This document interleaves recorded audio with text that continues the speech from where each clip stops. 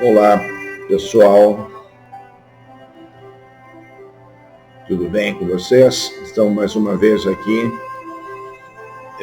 reunidos para transmitir para você mais um vídeo de Nietzsche Otávio, Espiritualidade para Todos. Conforme havia avisado na semana passada, a Nietzsche não pode comparecer hoje também. Na semana que vem ela estará conosco, se Deus quiser. Então hoje nós vamos falar de um tema bastante interessante e atual. E vou explanar aqui alguns transtornos mentais, não todos. Vou elencar aqui 4 principais.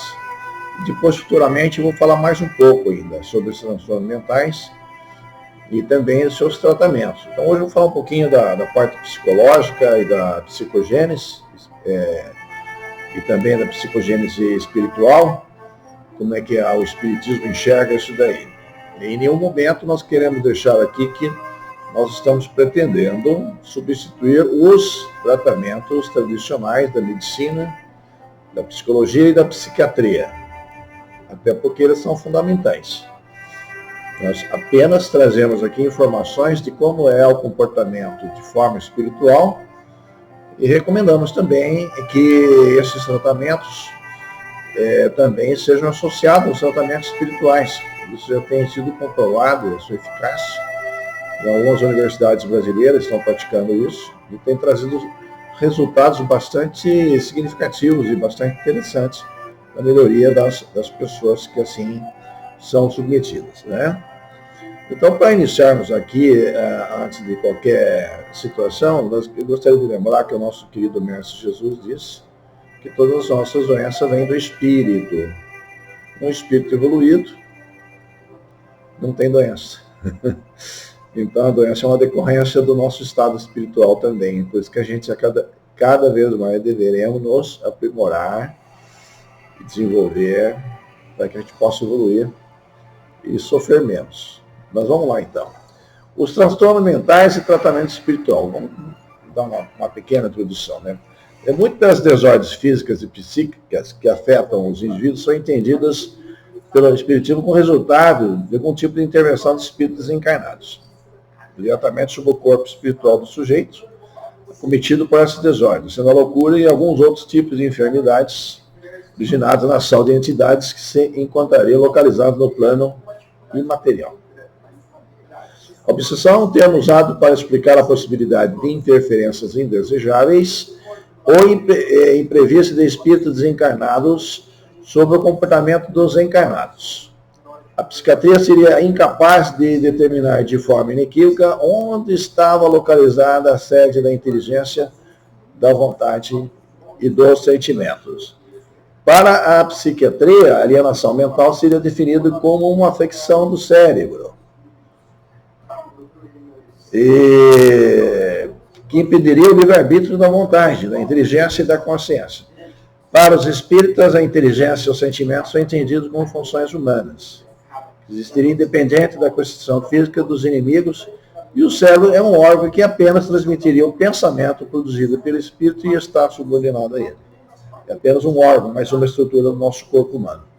Então, as tentativas de localizar as funções do aparelho psíquico no cérebro só teriam sentido ser reinterpretadas de acordo com a doutrina espírita e dos princípios enunciados de insubordinação do mundo material ao mundo espiritual.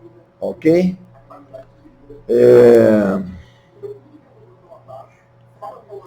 Bom, só um momento aí, pessoal. Acho que tem uma interferência aqui.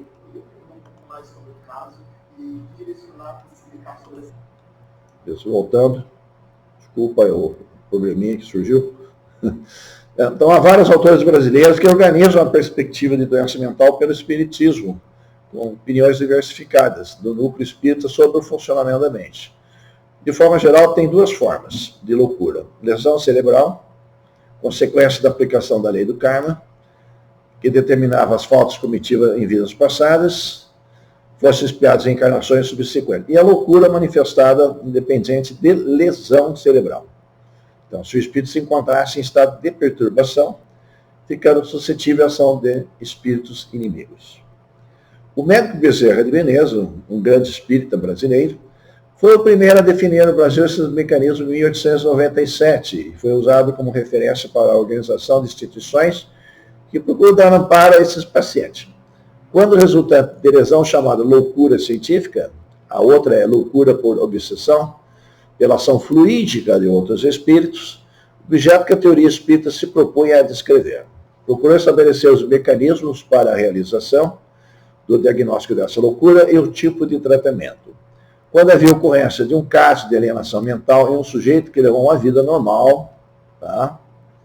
Durante boa parte de sua existência, os médicos espíritas argumentam que a causa seria resultado de uma interferência externa, que estaria perturbando a capacidade do corpo espiritual de se manifestar adequadamente através do seu corpo material. Tá? Bom, precisamos entender dessa forma aí.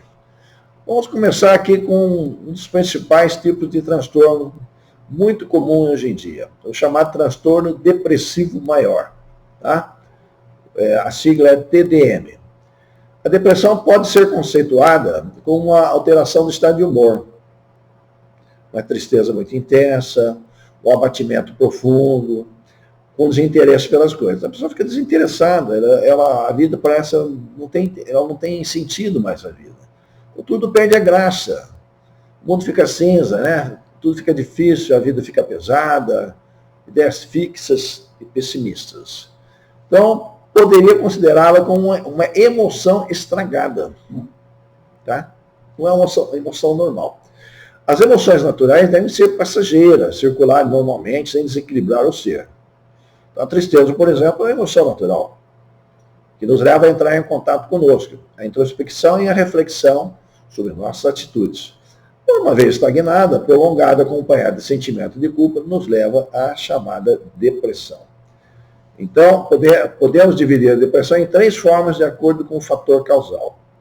Tá? A depressão reativa ou neurose depressiva.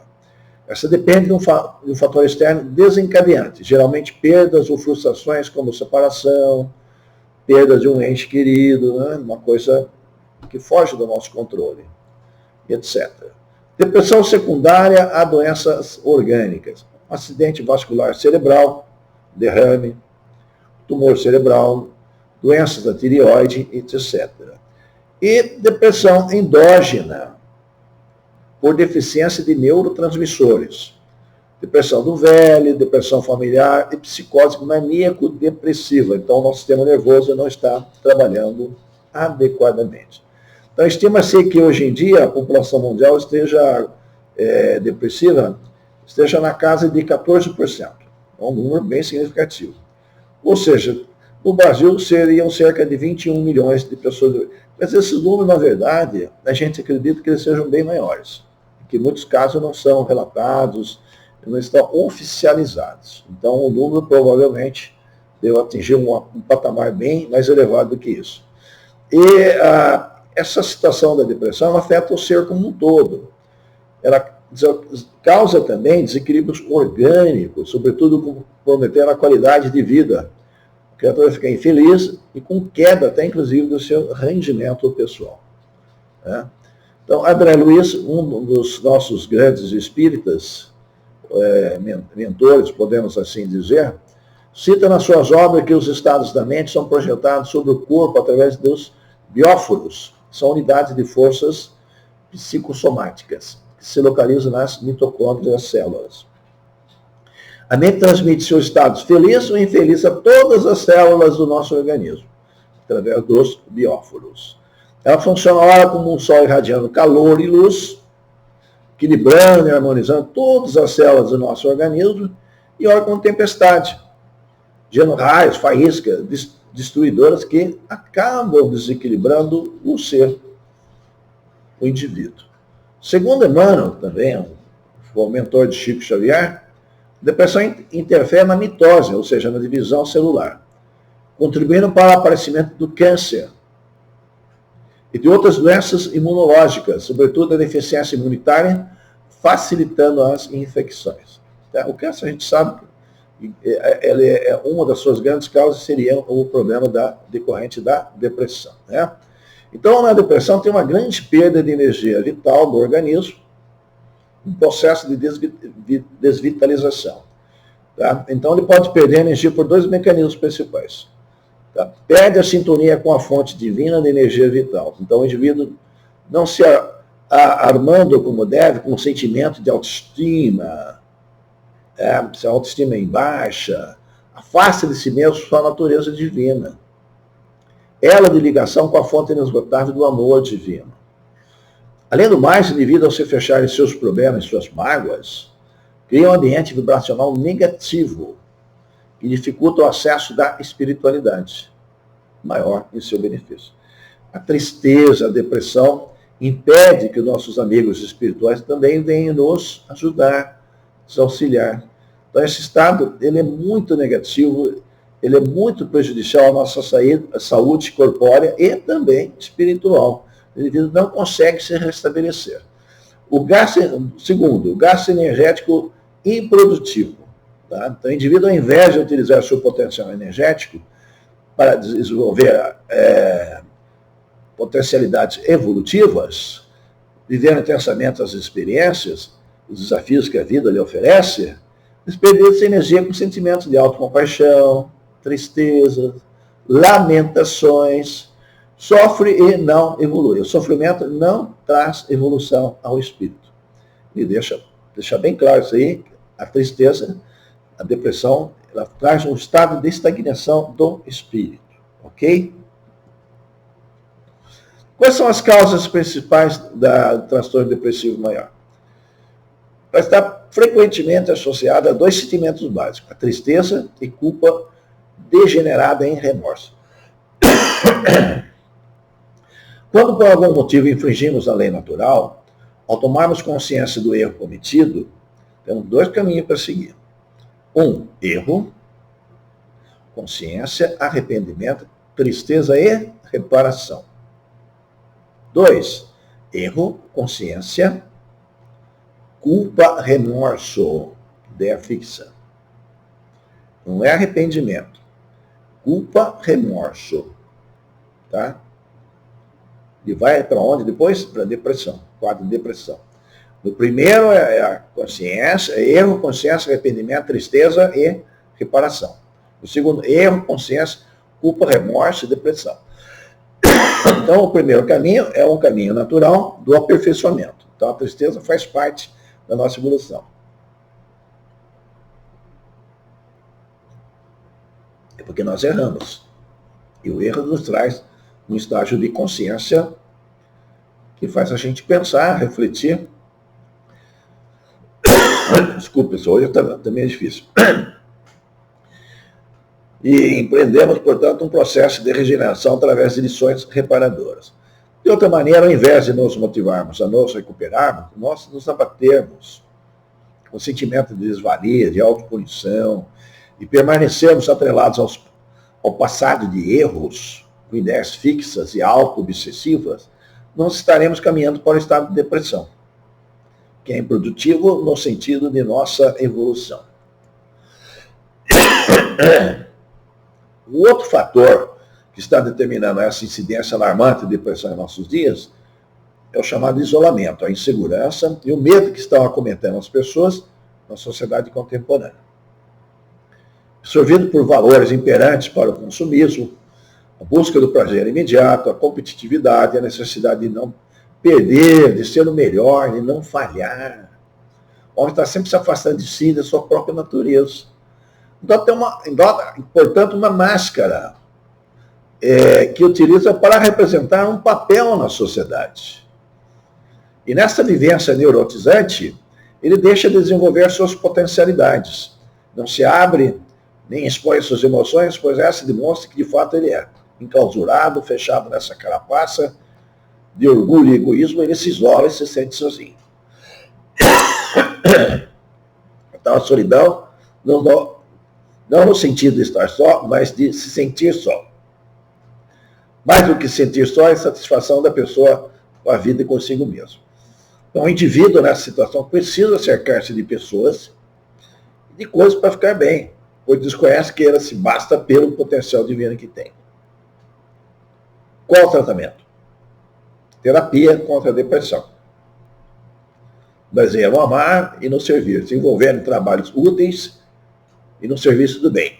Seja no trabalho profissional, no trabalho do lazer, no trabalho de servir ao próximo. O indivíduo se ocupa, exercita o amor e deixa de se envolver com as lamentações, pois a infelicidade faz seu ninho no escuro dos sentimentos de cada um.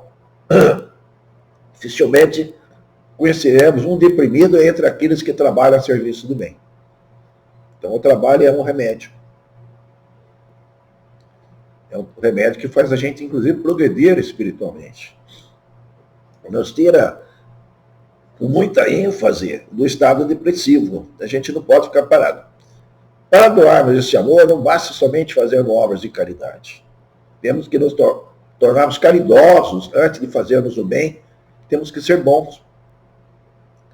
Darmos um pão, um agasalho, mas junto colocar uma boa dose de afeto e carinho, ser acima de tudo generoso, que é a caridade com afeto. As pessoas estão com fome de amor, de calor humano, um ombro amigo, um abraço, um aconchego e uma palavra de carinho. Às vezes, com um simples sorriso, um bom dia, um olhar de afeto, estamos doando energia, transmitindo vida, bem-estar aos nossos semelhantes. Então, essa foi um tipo de transtorno.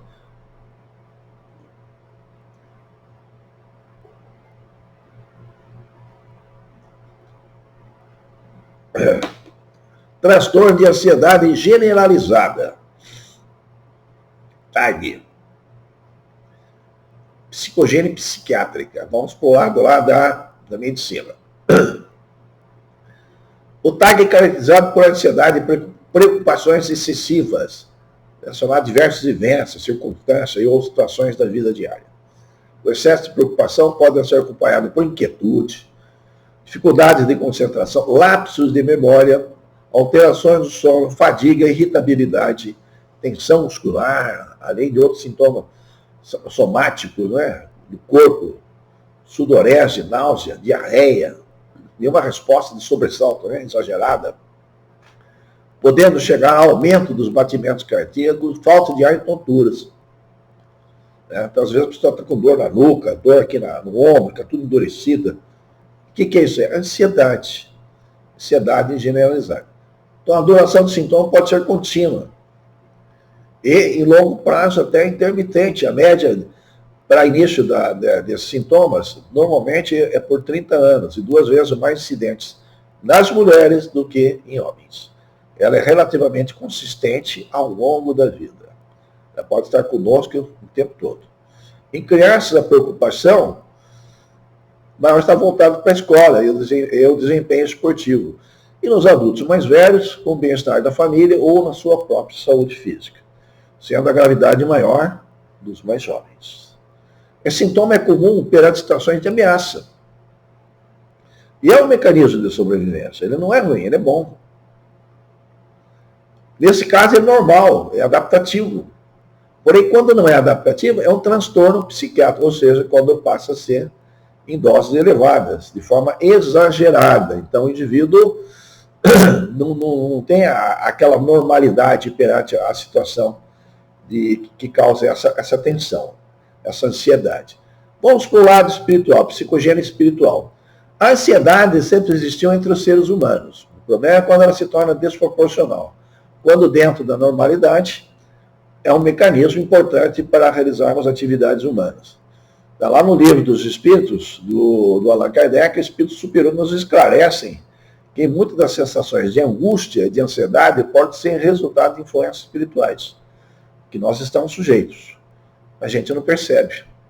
Então, o contato inconsciente com esses espíritos, seja durante o sono ou em estado desperto, pode influenciar diretamente o nosso estado emocional.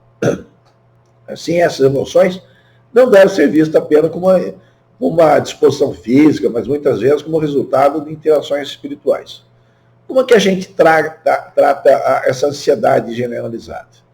Para vencer a ansiedade espiritual, pode-se cultivar a presença no momento através de meditação, orações ou rituais. Também é possível buscar suporte social em comunidades espirituais, que podem criar redes de apoio. Algumas outras estratégias também podem ser incluídas, tipo, identificar o que provoca a sua ansiedade. 2, manter uma atitude positiva. 3, aceitar que não é possível controlar tudo. Não vamos conseguir controlar tudo. Focar em atividades de relaxamento. Treinar exercício de respiração. Fazer exercício físico. Partilhar sentimentos e preocupações. De acordo com o estudo da Unirio, a espiritualidade pode ser um fator de proteção contra a ansiedade. Na Universidade do Rio de Janeiro. Então, o bem-estar espiritual pode ajudar a adaptar-se psicológico às situações de estresse. Aquele indivíduo está sempre ansioso, está sempre tenso, preocupado com o que vai acontecer, e fica numa espécie de neurose, ele cria um estressamento violento dentro da sua condição física e espiritual. Então, as formas para se combater isso, nós acabamos de repassar aí para vocês, tá? Então, a gente tem que estar sempre alerta perante essas situações. Vamos falar de uma outra aí que é bastante comum também. Essa aí é terrível. Muita gente é acometido por ela. 5% da população tem esse tipo de transtorno. Transtorno do pânico. Tá? O transtorno do pânico, na psicogênese psiquiátrica, é caracterizado pela presença de ataques de pânico que ocorrem de forma recorrente. Então, estudos comprovam que há maior predisposição genética para desenvolver o transtorno do pânico em determinados indivíduos. Então, assim como doenças respiratórias, pode facilitar o desenvolvimento desse transtorno também. Tá? Tipo a asma, por exemplo. Então, é um transtorno crônico. Ele vai afetar 5% da população ao longo da vida. Isso é 2 vezes também maior nas mulheres que em homens. Notadamente na segunda e terceira década da vida. São caracterizados por um segmento repentino de uma intensa sensação de medo, um grande desconforto, palpitações, suor, tremores, falta de ar, sensação de desmaio, dor no tórax, medo de perder o controle, o medo de morrer, náusea, desconforto abdominal, tontura, calorões e até mesmo o formigamento. Tá? Como que a gente trata disso espiritualmente? Então, o transtorno do pânico é uma das grandes dificuldades emocionais ainda, sem resposta consistente da ciência terrena sobre suas causas. Então, muitos especialistas confundem com crise de ansiedade generalizada, que nós acabamos de mencionar, pois possuem sintomas semelhantes, mas suas causas são completamente diferentes. Tá? O transtorno da ansiedade é uma resposta bioquímica do corpo, preste bem atenção, perante o medo de desafios futuros, conhecido na psicologia como excesso de futuro. É o cara que está sempre pensando no amanhã, o que vai acontecer amanhã, será que o negócio vai dar certo? Aí alguém sempre fala assim, quem morre de véspera é o peru. Deixa acontecer, depois você vê, você já está criando problema antes de acontecer, você já está criando uma série de situações de dificuldade. É um cara que tem esse transtorno de ansiedade generalizada. Agora, a síndrome do pânico, nesse caso aí da generalizada, as células são inundadas com o cortisol, que é um hormônio. E vai trazer à tona o desencadear dessa crise. Né? Então, as pessoas que têm ansiedade são ricas em cortisol no seu corpo, porque está sempre produzindo para se defender. O cortisol é um mecanismo de defesa do organismo.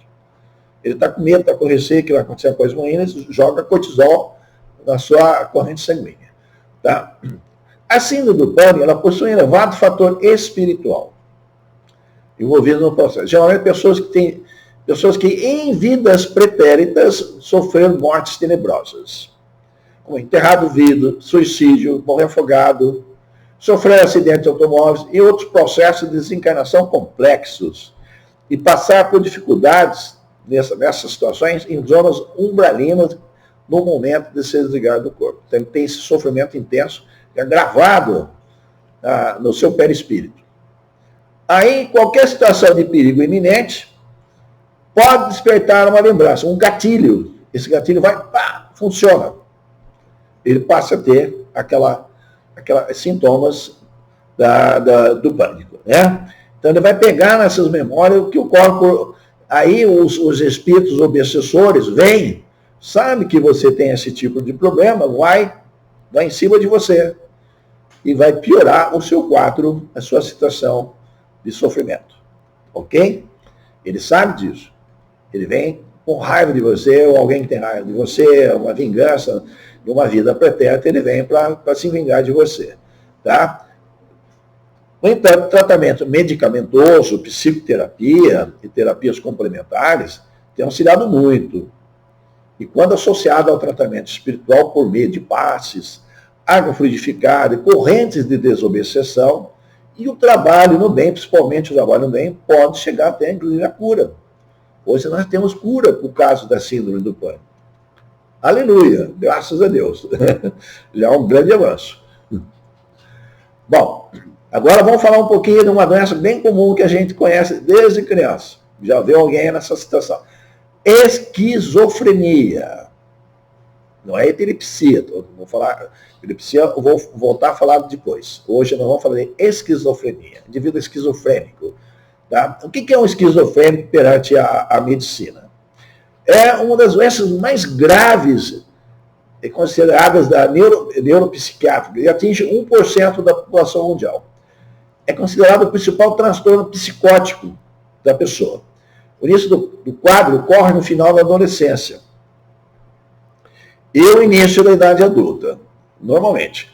É frequentemente precedido por mudanças do comportamento habitual, piora no desempenho acadêmico e social, perda de interesse, isolamento, está sempre se isolando, prejuízo nos seus papéis funcionais, ideias bizarras, absurdas, coisas assim inimagináveis, alterações do pensamento, do afeto pelas pessoas e também do seu discurso, da sua fala. Então, todos esses quadros precedem o desenvolvimento da psicose, podendo durar semanas a vários anos, até que o quadro se instale definitivamente, causando nítida alteração na personalidade do indivíduo. Então, o esquizofrênico tem uma personalidade alterada. Em situações mais avançadas, note-se a presença de alucinações, baixa aceitação das frustrações. Ele não aceita frustração. Se frustrar é um processo normal na vida, nem tudo dá certo. Então, ideias delirantes, persecutórias, estão perseguindo ele, né? Tem gente querendo fazer mal para ele, etc. e tal. Agressividade, desconfiança, comunicação desorganizada, não fala coisa com coisa, prejuízo na sua própria higiene pessoal, alterações dos movimentos esquisitos, entre outras coisas. Então, o tratamento deve ser a remissão dos sintomas e a reabilitação ativa do paciente. Ainda que sendo curativa, as substâncias neurolépticas é o tratamento primário para todos os estágios da doença. Embora esse campo tenha avançado, a taxa de resposta é de apenas 70%. Então, não se consegue um quadro de 100%. E como trabalhar na psicogênese espiritual? Bom, aí já tem bastante coisa para a gente discutir. Né? Então, a esquizofrenia ela causa um grande sofrimento ao paciente e às pessoas que estão ao seu convívio. Então, é a doença do indivíduo e da família e dos amigos, constituindo grande prova para todos que o cercam. A ciência e a tecnologia não descobriram a sua causa e não existe medicação que traga soluções imediatas ao sofrimento do esquizofrênico. A inclusão do transtorno se inicia próximo da idade dos 14 anos de idade. O indivíduo recebe do passado suas lembranças e os comportamentos mais contundentes da sua personalidade. Então, dependendo do ambiente em que o esquizofrênico vive, o seu quadro poderá melhorar ou agravar. Então, depende da família, onde ele está inserido. Ele piora ou agrava. Uma família desequilibrada, cheia de problemas, de brigas, de interpretações equivocadas sobre o estado da pessoa esquizofrênica, o quadro dele tende a piorar. Então, se os miasmas naquele ambiente forem ruins, ele absorve aquilo e acaba piorando. Tá? O problema do esquizofrênico é que, com o passar do tempo, ocorrem lesões no sistema nervoso, que terminam como a apresentação do transtorno. Então, o sistema nervoso dele fica lesionado. Então, sob a ótica espiritual, o que causa a esquizofrenia é o sentido de culpa pelos erros do passado e pela não observação das leis divinas, causando um sofrimento contínuo. Os esquizofrênicos são um sofrimento imenso. Delírios e alucinações ocorrem, pois o espírito está em transe, revisitando os caminhos do seu passado obscuro. Diferencia-se da síndrome do pânico, pois não são mortes traumáticas. E não tem o medo de morrer, mas estão deflagrados na tela mental os momentos do passado. Quando o esquizofrênico está falando consigo, ele está se lembrando daqueles momentos e interagindo com eles. Não está falando sozinho, ele está falando com ele nos momentos do passado, do que aconteceu. Eles gritam, ficam desalentados. Então essas culpas causam lesões no sistema nervoso, provocam crise de cólera, apavorando as pessoas que estão ao seu redor. O perispírito transmite ao corpo físico essas sensações que acabam lesionando também a capacidade cognitiva da pessoa. Além do seu sofrimento, preste bem atenção, eles são médios ostensivos. Vêm de fato espíritos se aproximarem, escutam vozes de seres desencarnados, se aproveitam do seu estado para se vingar dos seus delitos pretéritos, seus delitos do passado. Então, para esses sofredores, além do medicamento, o espírito seria uma verdadeira bênção de luz, o espiritismo, para o resgate de suas dívidas, um pronto socorro espiritual para a alma que não trilhou o caminho das leis divinas. O esquizofrênico, obrigatoriamente, além do tratamento medicamentoso, ele precisa de um tratamento espiritual, uma casa espírita. Se não for espírita, que procure a sua religião católica ou evangélica, vai fazer o ato do bem, da caridade, porque quando a gente faz caridade, nossos erros são perdoados, Jesus nos perdoa. Então, esses espíritos obsessores, eles se afastam, ele vê que você está se modificando, ele não se sente bem em prejudicar uma pessoa que está ficando boa. Né? Então, isso é muito importante para a pessoa que tem esquizofrenia, ela trabalhar na seara do bem, na seara da caridade. Tá? Então, para a nossa reflexão, meus queridos, vamos lá, a distração, a invigilância espiritual é uma porta aberta para o ataque de espíritos obsessores. A prece é fundamental no seu dia a dia. O trabalho também é uma ferramenta imprescindível para a ocupação da mente, principalmente o trabalho voltado para o bem e a caridade. O auto-perdão é o primeiro passo para a libertação da opressão espiritual. Não vamos esquecer disso. O espírito é o foco de origem de todos os transtornos mentais, mesmo nas lesões congênitas. Mas ele nasceu com um problema sério. É um karma. Então, uma vez que o indivíduo nasce assim para um processo de expiação, eles obrigatoriamente terão que passar por aquele aprendizado de dor. Então, o amor liberta é o remédio mais eficiente para todos os casos. A procura do tratamento médico é fundamental, bem como o tratamento espiritual, para tornar mais eficazes os resultados, ou curando ou amenizando o sofrimento da pessoa. Lembre-se que a caridade divina, o amor divino, o perdão divino é eterno. Deus está sempre de braços abertos para a gente, pronto para nos perdoar. Mas é necessário que a gente reconheça os nossos erros, que se auto-perdoe e procure reparar. Como é que a gente repara os nossos erros? Fazendo bem ao próximo, amando os seus semelhantes. Tá bem, pessoal? Vamos voltar a falar mais desses transtornos, e tem um spoiler para a semana que vem, a Mito já falou, se refere aos problemas que a gente traz consigo próprio dentro da gente, nossos grandes perigos, né?